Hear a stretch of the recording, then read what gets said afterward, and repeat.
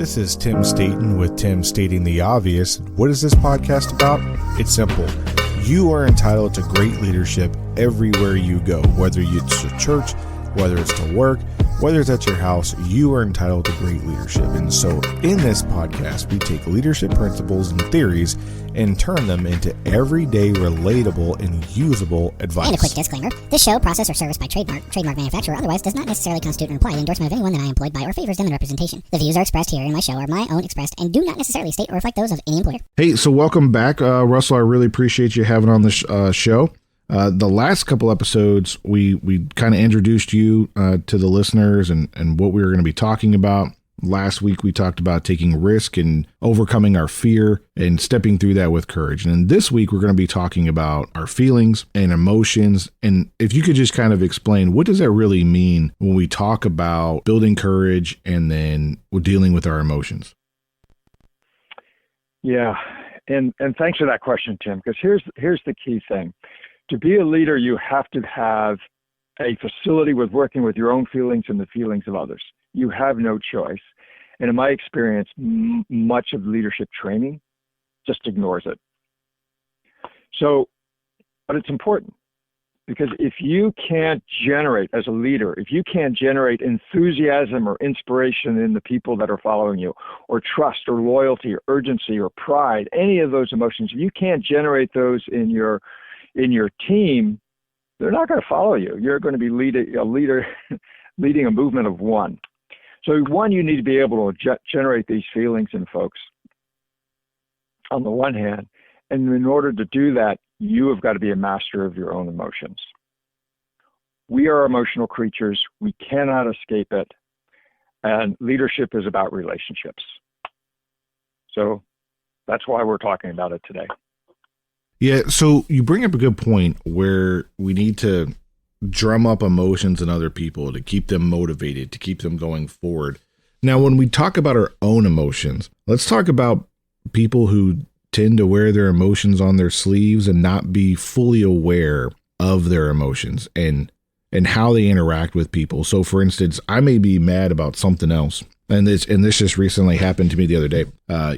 You've heard the "don't shoot the messenger" quote. So basically, I went in and had to tell my boss some bad news. And then, he kind of blew up about it. And everybody in the room, when the meeting was over, he was like, man, he was really mad at you. And I was like, no, he wasn't mad at me. He was mad at the situation. Right. So can you elaborate on what it is when leaders need to manage their own emotions and then talk about emotional intelligence and how that plays into leadership? Yeah, big subject. So emotional intelligence is the ability to navigate your own feelings and to be able to work with other people and their feelings. So the greater skill, the greater adeptness you have on that, the more effective you're going to be as a leader.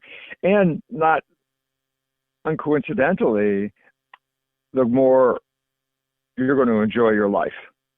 If you can't navigate your emotions, if you don't know how to manage or work with them, then you're going to be a victim of your own feelings. And that doesn't lead to a good, happy life. So, you give that example of your boss blowing up at you. Hopefully he has a good relationship with you and he knew you weren't going to take it personally, right? But at the same time, it sounds like he was communicating to the other people in the room, right, that if you bring him bad news, he's going to get mad at you. Because that's the interpretation I understood from your story. And if he is unaware of how his response to you impacts everybody else in the room, then he's going to have people that are not going to feel safe to come to him with bad news. And the one thing a leader needs is to hear the bad news so he can do something about it. No, absolutely. And no, I'm sorry to interrupt real quick, but no, absolutely. And you bring up a great point on that because one, we have a great relationship. And sometimes, people do take it the wrong way because they don't have that same relationship on a deeper level than I have with him on that. So that goes back into, I did an episode 3 episodes ago, and we talked about trends in 2024 and what to look forward to. And one of them was about psychological safety. And there's a study out there that says, leaders need to create a psychologically safe place for people to bring up counterintuitive thoughts, counterintuitive problems, and tell people bad things that they don't want to hear. Tell people the things that they need to hear instead of things that they want to hear. I was just curious, what are your thoughts on that? So I've got some pretty strong feelings on that. So first of all, to be clear, the leader himself or herself does not have a psychological space. If you're a leader, you're out there trying to make things happen. It's scary, it's risky. That's why we talked about courage and how to blow through your fear in the last episode. So a leader cannot expect psychological safety. Doesn't come with a job. So, but what the leader needs is a team, right, that is comfortable talking about uncomfortable things, or is comfortable having good, healthy conflict, or is comfortable coming to him with bad news, right? So you can say, well, he needs to develop psychological safety. And for me, I have trouble with that, because what you really need to do is develop the people to have the courage to come to you with difficult news. You can't create, speaking for myself here, I've never seen a good, effective team where the focus is on psychological safety as opposed to developing your people so that they're courageous and willing to take risks. So what I think I hear you saying is that people themselves need to have the courage to speak up and do it independently, regardless of how the leader is going to take it. So the leader needs to develop. So if the leader is going to develop one thing, right, is develop his team, he or she needs to develop the team to have the courage to have difficult conversations. If you're developing an organization so it's full of safe spaces and your people never develop the courage to have difficult conversations, I can guarantee you there's not a space safe enough to have the kind of conversations that people working together, particularly in intense situations, can have. Those conversations just will not happen, right? So I agree that a leader has to be attuned enough. Like we come back to the example of your boss, right? So you could say he's not creating a safe space there because he's teaching the other people in the room that he's going to get angry at you if you come to him bad news. All right. So he's not creating a safe space. But the real goal for me in a leader is developing your people so they have the courage to take risks, the courage to say difficult things, the courage to enter into a conversation where there might be conflict. Because you always have discord, you always have conflict between people. It's just part of being human. So forgive me for jumping on safe spaces there, but I think the focus is in the wrong direction. No, not at all. And so what I really wanted to tie this into is, how do you develop people then to be able to take the courage to be able to have those difficult conversations? So kind of how I looked at the psychological safety is maybe I just lower it a little bit and I'm more in tune with my own emotional intelligence and read the room better and kind of lower the risk to allow the followers or the people in the room to speak up and kind of develop that courage over time. Because then if I create the artificial environment temporarily for people to feel comfortable who may not feel comfortable to overcome a fear, and now they speak up and say something and nothing negative happens. Well, now I just reaffirmed it's okay to speak up and say something counterintuitive or counter to the norm. And then eventually over time, people will develop that. I mean, do you agree or disagree with that? Well, yeah, that's an approach, okay, is to keep raising the bar. But you got to remember, you're always having turnover within your team. People leave, new people come. So there's always going to be the difficulty. What do you do with a new person, right? So, yeah, you can do that. But there are a lot of other ways of developing somebody than in addition to that. So one of the examples that I like to use, or one of the examples when I was a leader, there are a few things that I started implementing to develop somebody's courage, okay, to have a difficult conversation, right? And if you're interested, I could run through a couple of those distinctions or tools that support people in moving forward. What are your thoughts there, Tim? Yeah, let's go over that. Yeah, let's go over that. One of the things that we need to look at when we're dealing with feelings, right, whether it's courage or something else, the feelings, is what they are and how to best relate to them. So where people often get into trouble is they mistake their feelings for reality. They mistake that their feelings are an accurate reflection of what's going out in the world, right? So they're engaged with their feelings as this is the truth, right? So you have two different people have two different feelings about the same thing. They get into a fight, right? I mean, you just look around this country, they're getting into fights all the time about the same things. Do you wear a mask or do you not wear a mask, right? So one of the first things to do in terms of developing somebody's emotional intelligence is to separate, is for them to understand where their feelings come from and how they generate them themselves. Okay, so let me give an example. Our feelings aren't triggered by something that happens out in the real world. They come from what we see in the real world and the meaning that we give it. So let me give you just an obvious example that almost no one runs into. You're walking down a path and a snake crosses your path. Okay? So that's the fact. That's what's happened out in the real world. If you're afraid of snakes, you may give the meaning of that snake that you saw as it's dangerous. You say, that snake is dangerous. If you see it as dangerous, the feeling that you're going to get is fear, right? Now, if your buddy isn't afraid of snakes, or say he's a herpetologist, studies snakes, right? He sees a snake cross the path and he may get curious or gets excited, right? Hey, that's really interesting. I wonder what kind of snake it is. So he has a feeling of excitement or curiosity. Same snake, different feelings. And the feelings came because each of those individuals gave the snake a different meaning. So our emotions come not from the reality, but from our interpretation or the meaning that we're given to the reality or to the event that happened out there. So you tracking me on that? Yes. No, absolutely. So this is really good. It kind of reminded me of something. So let's talk about. Let me just finish one thing there, Tim. I'm sorry to interrupt. So the key step towards the first step towards emotional mastery, being able to master your feelings, is being able to separate out the fact, what you saw, the snake, from the meaning that you gave it. So if you can separate out the meaning from the fact, then you have the power, all right, to adjust the meaning to the situation to how you want to be in the world, right?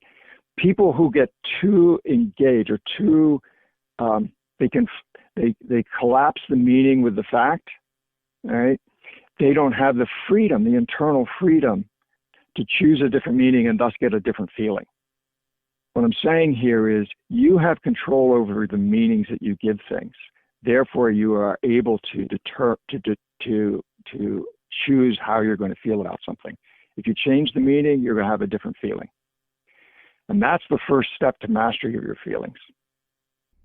No, that's a great point. And just when you mentioned that in itself, I was reminded about 20-something years ago, I had a mentor of mine who told me, and I was really upset about something. And he came up to me and he goes, "Why are you so upset?" And I was like, "Oh, because, this person made me upset." He goes, "No." He goes, "Your emotions and your feelings are your own. Nobody has control over that other than you." And so this kind of took me back to that, where, maybe if I would have been able to separate the meaning from the fact, then I would have been able to better, regulate my emotions at a younger age. And I think talking about emotions is incredibly important, especially for young and new leaders who may not have that time to really kind of go over what it is to have emotional intelligence or even develop emotional intelligence. And I agree with you in the fact that you said earlier that a lot of people talk about it, but not very many people actually implement it and try it. Now, what is the difference between the people who actually try to become masters of their own emotions and feelings and leaders who don't? What is the impact? Yeah, well, the impact is certainly on the quality of their leadership. right? So if you're in a situation, well, I've got a good example here. Are you up for an example? Yeah, absolutely. So this is a good story that happened to me a while ago, and it comes back to the point that your friend made to you, that no one makes you angry, you make yourself angry. So a key tenet, a key truth of emotional mastery is you take 100% responsibility for your feelings, because you're generating your feelings. No one else is doing it. No one can annoy you. No one can irritate you. No one can piss you off. You do it to yourself. So here's the story. So I was running this organization. We had a couple of different offices or buildings around the area, and one of the women in the office, I'll just call her Jill. Jill was changing buildings. Jack moved a desk into her cubicle in the new building. She got to the new building with a new desk and found it was really dirty. It had dust bunnies in it, and bent up paper clips and staples, and old trash there. All right. So the fact was that she had a dirty desk. Her interpretation of that fact was that she was being disrespected. That Jack had left her dirty desk, being disrespected, and she got furious. She got furious. So emotions are predispositions to action. So the evolutionary reason why we have emotions is it gets us into action. So if you're angry, the action is you're going to seek justice. So she went over and she yelled at Jack. They had a big fight because, of course, he wasn't disrespecting her. His interpretation of the situation was he was helping her out by moving the desk into her cubicle so she didn't have to do it. Right?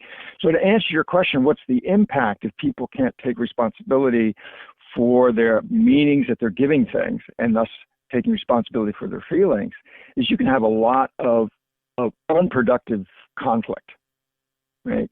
Because Jack and Jill started yelling and screaming at each other. Well, it wasn't screaming, but they were yelling at each other, really angry. They now were working in the same building, and Russell had to go in there and sort things out, right? And of course, they stewed about it for weeks afterwards. So the consequence is that you have discord and conflict within the team, when really what the team needs to be doing is pulling together to get to fulfill the mission of the organization. Yeah, that's and that's funny how that pans out, because I would say that would happen in every organization that I've ever been in. At some point, there has always been an argument about a desk and someone's interpretation of being disrespected, when really it wasn't, according to the other person. So being able to kind of go over that and separate it and eliminate that unnecessary conflict. So as we talk about emotions and we talk about, being able to be aware of them, what is another tool that people can put in their tool belt that maybe after listening to this episode today that they can implement right now? Yeah, good. So let's just review what we've got so far. The number one thing is separating out the fact from your interpretation of the fact. When you can do that, you have much more power. You are not at the victim of your emotions there.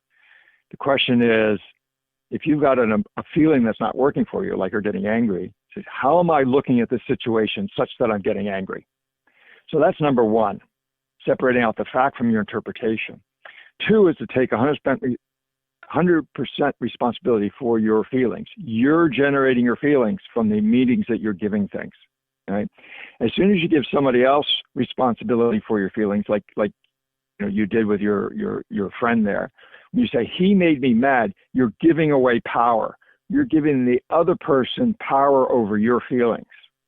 So it's a way of turning yourself into a victim. Don't want to do that, particularly if you're a leader. Right? But here's the key thing. Here's another one. So here's what we've got. On one hand, something happens out there in the world, right? Jack moved a dirty desk into Jill's new office. So you have the fact. Then you have the meaning that you give that fact or that event. And in Jill's case, that she's being disrespected. That meaning generates an emotion. The emotion for her was anger, right? Emotions are predispositions to action, right? Emotions put us into action. What did she do? She went to yell at Jack, okay? And she got the result she did, which was a fight and not a clean desk, right? She didn't get a clean desk. So that's those 5 steps. Fact, meaning, emotion, action, results are called the results model. And if you can internalize that results model, okay, it gives you a lot of power, because you start with, all right, this fact happened and I'm giving the meaning to this fact. And then I've got an emotion that's generated from that meaning. You stop there. You stop there, you get present, you take a breath, you get mindful, whatever you want to use. You stop there and you ask yourself, okay, what are the results I want from this situation? What are the results I want from this situation? Does the feeling I've got, the action I'll take from that feeling, will it get me the results? If yes, great, go ahead, do it. If not, sit back and say, what are the actions I can take that will get me the results I want in this situation, right? So you're consciously changing, maybe even acting against your feelings to take actions that get you the results you want. And listen, this is standard stuff. You know, if you're a parent and your kid drops, his bowl of oatmeal on the floor, your first thought is to get really angry and yell at the kid. So you take a couple of deep breaths and say, all right, you want to teach the kid it's not great to dump his oatmeal on the floor, right? We do it all the time. Well, some of us do it all the time. But what you really want to do is implement it, is really, really ask yourself on a regular basis, what are the results I want, and what are the actions I need to take to get those results, despite or in spite of how I'm feeling about it. Thoughts there?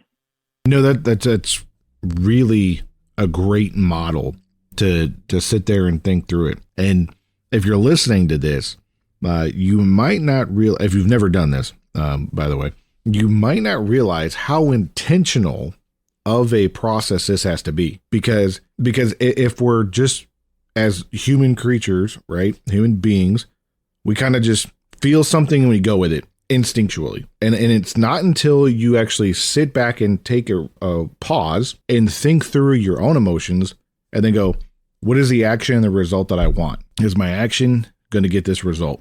And oftentimes I have people, because I actually implement this quite often, people will just stare at me, because as something will happen, I'll pause for a minute and kind of run through a similar model. And they'd be like, are you okay? And I said, yes, I'm thinking through this. I was like, I'm thinking through this before I respond. And so it may look awkward when you first try to implement this, because it won't come naturally to you. And so this is hard. And if you think emotions are easy stuff, it's not. And I know you deal with this on a daily basis as a leadership coach. But I would say if you're a leader and you're trying to implement this in the midst of high stakes, this is not easy stuff. Nice. It is not easy stuff.